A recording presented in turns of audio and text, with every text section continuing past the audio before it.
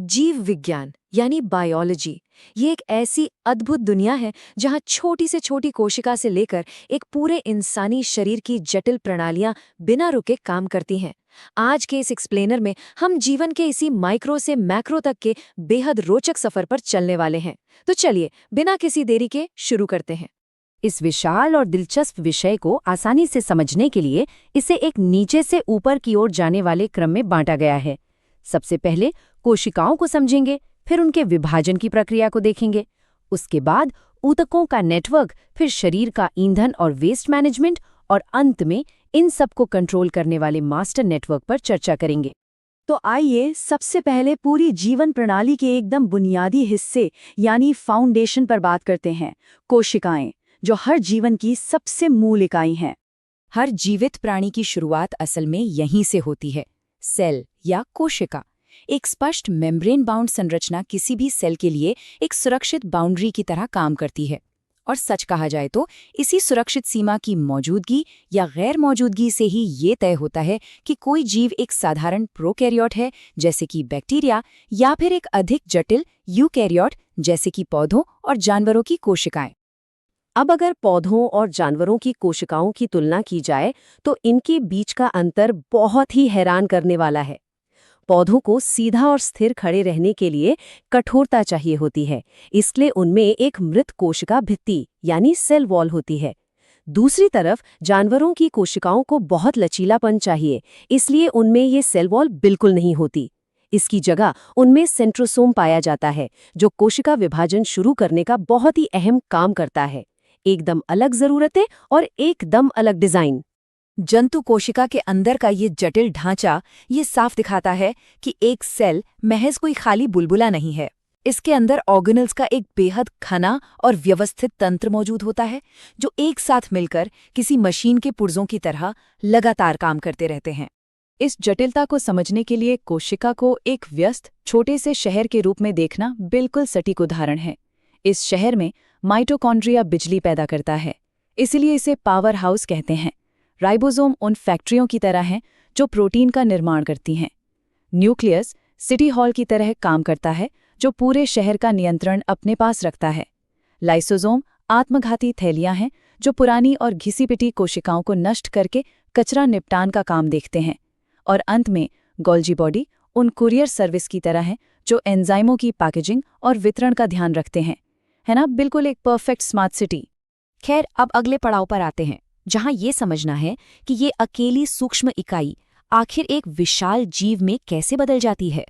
यह सवाल उठना लाजमी है कि एक अकेली छोटी सी कोशिका खरबों विशिष्ट कोशिकाओं में कैसे बदल जाती है। एक आम कोशिका किस तरह खुद को दोहराकर एक पूरे इंसानी शरीर जैसी विशाल संरचना तैयार कर लेती है। जैविक विकास को समझने के लिए यह जानना बहुत जरूरी है। शारीरिक गुणन यानी मल्टीप्लिकेशन की ये प्रक्रिया वाकई अद्भुत है। एक जनक कोशिका बिल्कुल सही समय पर अपने साइटोप्लाज्म और क्रोमोसोम को बांटकर दो बिल्कुल नई और एक जैसी संतति कोशिकाओं यानी डॉटर सेल्स का निर्माण करती है।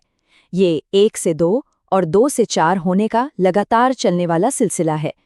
लेकिन यहाँ दो बिल्कुल अलग अलग प्रक्रियाएं होती हैं जिनके बीच का मूल अंतर समझना सबसे अहम है। समसूत्री विभाजन यानी माइटोसिस प्रकृति का वह तरीका है जो शरीर की आम वृद्धि और टूट-फूट की मरम्मत करता है, जिसमें 2 एक जैसी कोशिकाएं बनती हैं।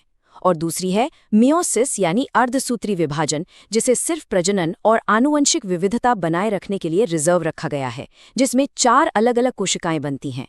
चलिए बायोलॉजिकल सीढ़ी पर थोड़ा और ऊपर चलते हैं और देखते हैं कि जब ऐसी ढेर सारी एक जैसी कोशिकाएं मिल जाती हैं तो वे किस तरह ऊतकों यानी टिश्यूज का निर्माण करती हैं।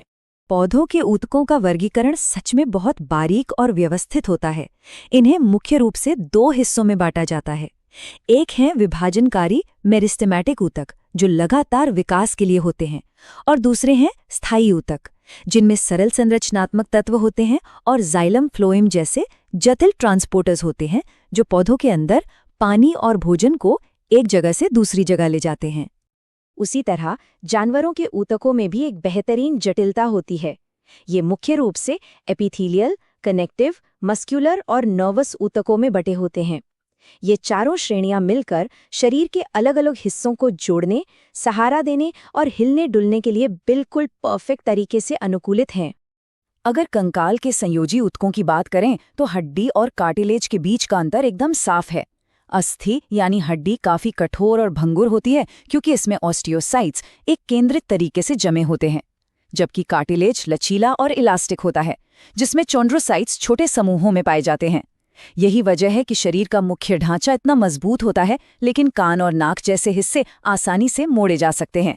ढांचा और ऊतक तो बन गए, लेकिन अब इस पूरी प्रणाली को चलाने के लिए ईंधन, सांस और कचरा प्रबंधन की भी तो जरूरत होगी ना। अब इसे समझते हैं। भोजन के पाचन का ये सफर किसी रिले रेस से कम नहीं है। शुरुआत होती है मुंह से, जहां खाना चबाया जाता है। फिर ग्रास नली की तरंगें इस खाने को नीचे धकेलती हैं। वहां पेट का एसिड इस खाने को मथकर काइम में बदल देता है। फिर छोटी आंत आती है, जहां एंजाइम और पित्त पोषक तत्वों को तोड़कर निकालते हैं। बड़ी आंत में पानी को सोख लिया जाता है और आखिर में जो ठोस कचरा बचता है वो मलाशय में इकट्ठा हो जाता है। ये पूरा सिस्टम जटिल खाने को हमारे जीने की ऊर्जा में बदल देता है। इस पूरी प्रक्रिया में जो असली हीरो है वो है हमारे शरीर के खास रासायनिक एंजाइम, जैसे कि टायालिन और पेप्सिन। ये बिल्कुल माइक्रो लेवल की कैंचियों की तरह काम करते हैं। ये जटिल स्टार्च और प्रोटीन को काटकर उन्हें जीवन के लिए आवश्यक और सबसे बुनियादी घटकों में बदल देते हैं। यह किसी शानदार केमिकल फैक्ट्री से कम नहीं है। और अब बात वेस्ट मैनेजमेंट की। उत्सर्जन तंत्र में किडनी के अंदर मौजूद नेफ्रॉन्स का काम वाकई तारीफ के काबिल है। ये बहुत ही कुशल माइक्रो फिल्टर्स होते हैं।